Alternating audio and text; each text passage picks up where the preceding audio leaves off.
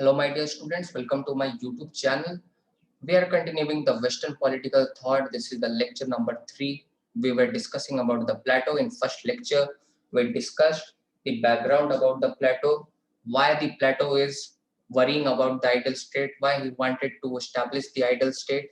After that, we discussed that why he is hating the democracy, why he was disliking the democracy.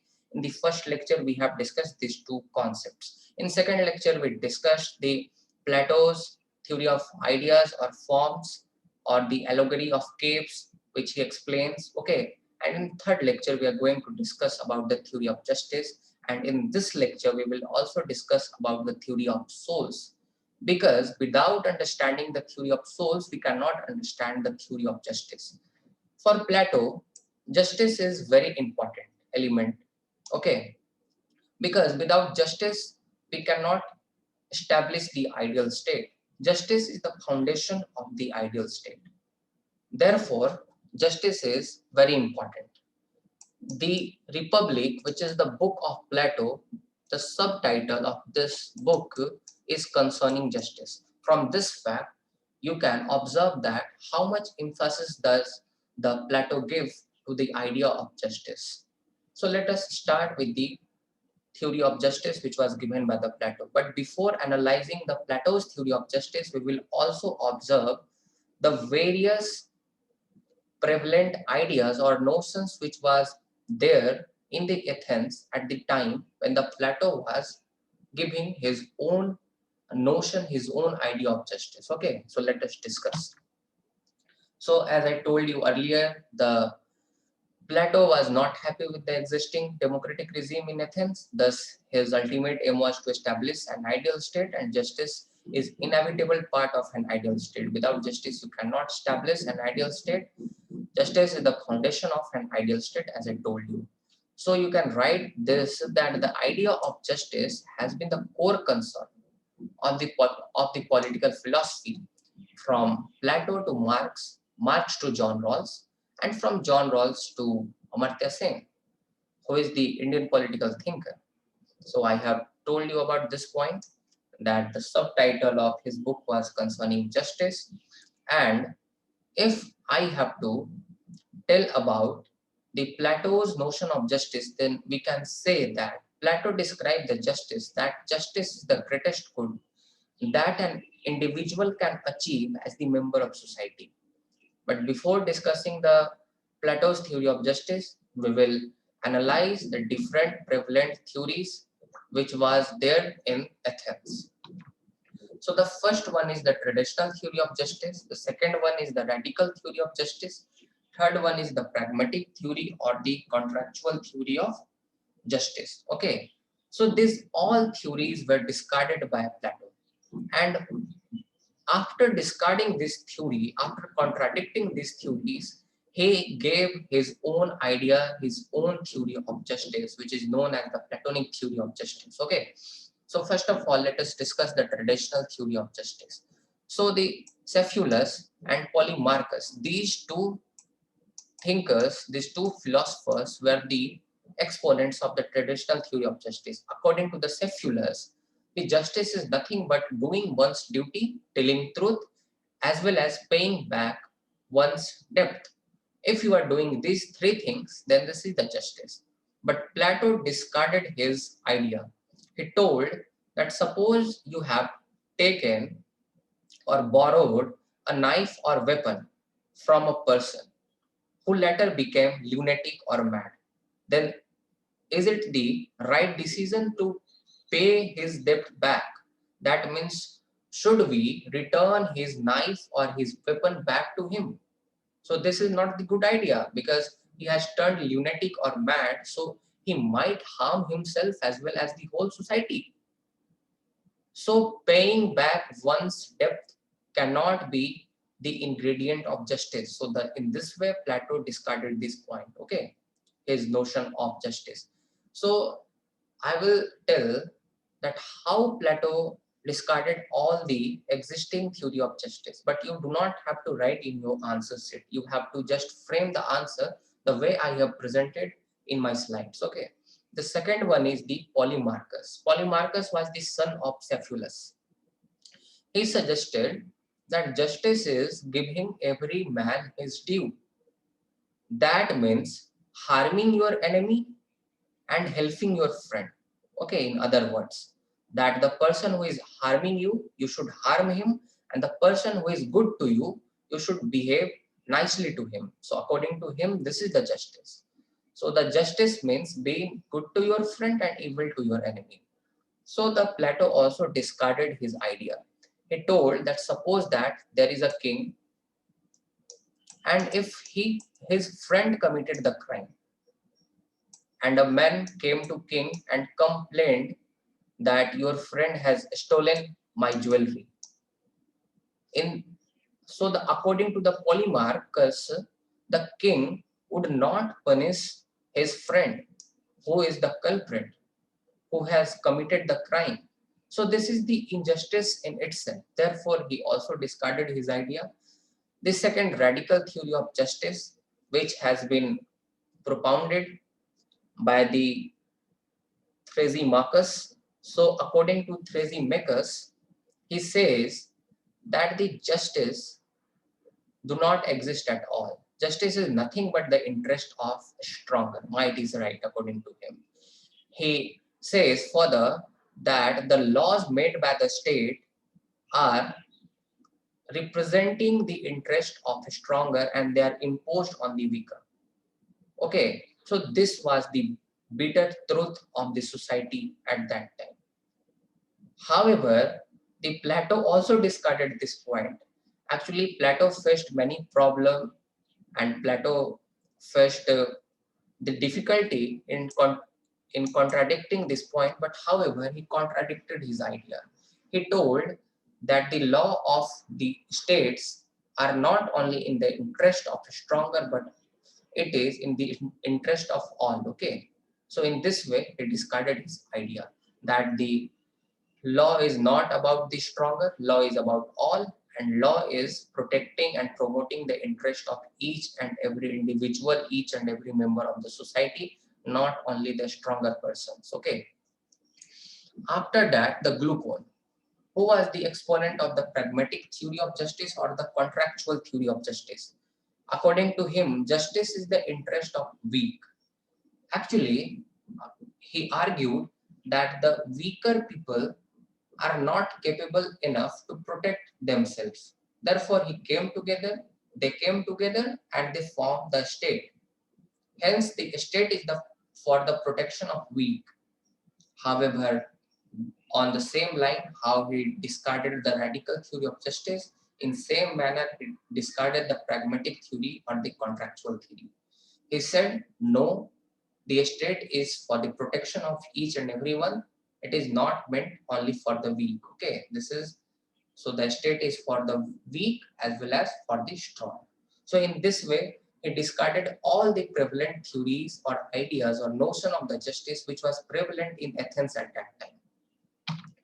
After that, he came with his own idea of justice. According to Plato, justice is nothing but the working or functioning according to the natural trait. If you are functioning according to your natural trait, naturally dominating trait, then this is the justice for you as well as for the society, because it will be in your interest as well as it will be in the interest of the society. Take an example. Suppose you are good at sports, suppose you are good at basketball and you became the basketball player. So this is good for you as well as for the society, because you are realizing all your dreams as well as you are also entertaining the society. Okay, and you are contributing uh, to the highest through this occupation. So this is the idea of justice which was argued by the Plato. But before going deep into the theory of justice which was given by Plato, we should also discuss the theory of souls which were given by Plato. So in short, I am telling you. So he told that the universe has two parts, the physical part and the spiritual part. The physical part can be also said as the material world, and another one is the spiritual world. He further argued that the human beings are also the part of universe. Therefore, the human beings also have the two dimensions. One is the physical dimension, another one is the spiritual dimension. And the soul is inevitable part of the spiritual dimension. That means spiritual dimension is nothing but the soul. Further, Plato argued that every soul has the three elements. That every person has a soul, and the every soul has the three elements: reason, courage, and appetite.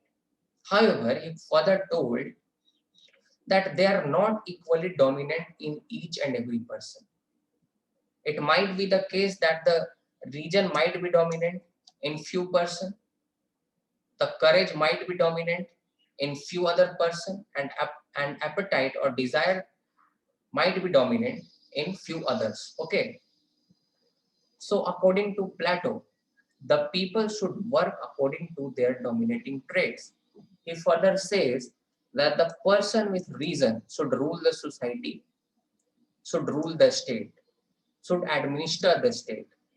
The person whose soul has the dominant character of courage or spirit, he should be the part of the warrior class or the soldier class. He should protect the state and the society. And the person in whom the appetite is dominant or the desire is dominant, he should be the part of the producing class, okay? And he should serve both the ruling class as well as the warrior class, okay? So this was the theory of soul. Further, he has also given the materialistic connotations to each of the soul, okay? The soul in which the region was dominant, he said these kind of person are the men of gold. The people in which the courage is dominant, or the souls of the such person in which the courage was dominant, he told and he termed such person as the person of silver. And the person whose soul was dominated by the appetite or desire, that kind of person were termed as the person or the men of copper. So this is the myth of metal which was uh, given by the Plato. So let us discuss this one. Actually, I told you all the points. Okay. So the some souls are superior and some are inferior souls. So the soul in which the reason is dominant, that is the superior soul. The soul in which courage is dominant, that is less superior soul. And the soul in which appetite or desire is dominant, that is the least superior soul, according to Plato. So he also creates the myth of metals. As I told you, the person in whom the reason is dominant, so he called them the men of gold, and they should belong to the ruling class, as I told you, because they possess wisdom. The person in whom the courage is dominant, they are the men of silver, and they should belong to the warrior class or the soldier class. And on the similar line, the person in whom the appetite is dominant or the desire is dominant, they are the men of copper, and they should belong to the producing class because they possess the temperance, the quality of temperance. Okay. So now we come to the Plato's theory of justice. So the Plato's idea of justice has the two aspect: the justice for the individual and justice for the society. And if there is the justice for individual, the justice of society is inherent in the justice for individual. Suppose that if Michael Jordan is the basketball player, so it is good for him also as well as for the society also, for America also, because he is serving his society, his country at best. So this is the argument which is given by the Plato. He is saying that suppose that a person who do not know how to fire a gun, if he is going to protect your borders, protect your society, how this can be possible? So this is not justice for the society as well as for the him. So a person in whom the courage is dominant, the spirit is dominant, he should be the part of the soldier class or the warrior class. And he should protect your borders and your society because he is best in that work. So it will be good for him also and it will be good for the society also, because society is more protected and more secure. Okay, the person in whom the appetite is dominant, he should not be ruling, rather he should be working. Okay, he should be the part of the producing class, because if desire and appetite is dominant in that person, he can work for the longer hours and he can produce more and more. This is good for his desire also, because he can accumulate more and more wealth, more and more property, and this is good for the society, because society is getting all the things in abundance. There will be no scarcity of the commodities. So this is the case. I hope you understood the concept. So I'm just reading this slide. The slide is written in very easy language. So Plato argues that the justice prevails at the level of individual when everyone function according to their natural dominating trait and should not interfere with each other's function. So a person in whom the region is dominant, he should be ruling the society or the state. He should not be called for working in the farms. Okay, he should be ruling the society and the state. So the other person should not interfere with others function. Okay, with the function of other individuals. So in other words, we can say that the individual with reason should rule, individual with spirit should protect, because and become the soldier, and the individual with desire should produce and become peasant, artisan, or the trader, industrialist, merchant, etc. Okay, and justice for society, as I told you, justice as the level of society is inherent in the justice for individual. In other words, if all the person with reason are the part of the ruling class, and if all the person with spirit are the part of warrior class, and if all the person with desire are the part of the producing class, this would be the justice for the society. Because justice, because the society will be seeking the maximum benefit from this. Okay, in other words, each and every class, all the three classes should be performing their specific duties without interfering in the functions of each other. Okay, then it would be the justice for society, because it would be the it would be the case where the society will be getting the maximum benefit. Okay, so now you can analyze that justice is the means through which the ideal man, the man can become the ideal person. That means the justice will result into the ideal man, and the society is nothing but the group of the individuals. If the individuals are ideal, then the society is also ideal. So the ideal man will give rise to the ideal society, and ultimately the ideal society give rise to the ideal state. Thereby you can observe that the justice is part and parcel for establishing the ideal state. Without justice you cannot establish the ideal state. Further, Plato says that a state is nothing but the individual writ large. A state is nothing but the magnification of the characteristic of the individuals. If you will see, the individual have the three characteristics: reason, spirit, and appetite. Similarly, the state also has the three groups: the king, the soldier, and the worker. And the people with reason are the king, the people with spirit and courage are the soldier, and the people with appetite are the workers.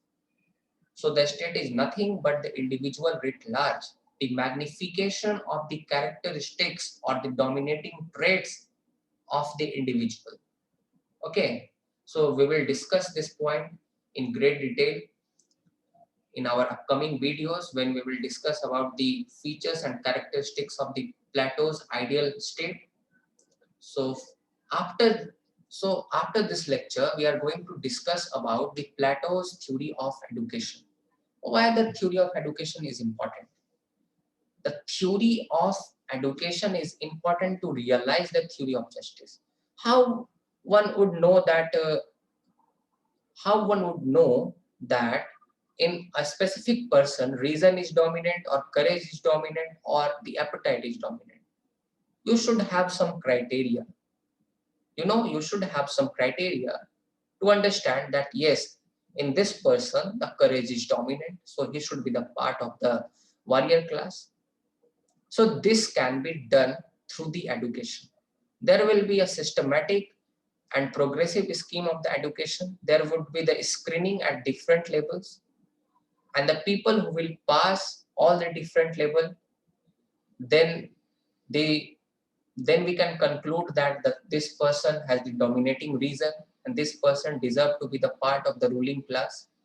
Okay, so the scheme of education is very much important to realize the theory of justice, to identify the person with dominating reason, dominating courage, or with dominating appetite. So in our upcoming lecture, we are going to discuss about the theory of education. After that, there is a statement by Will Durant.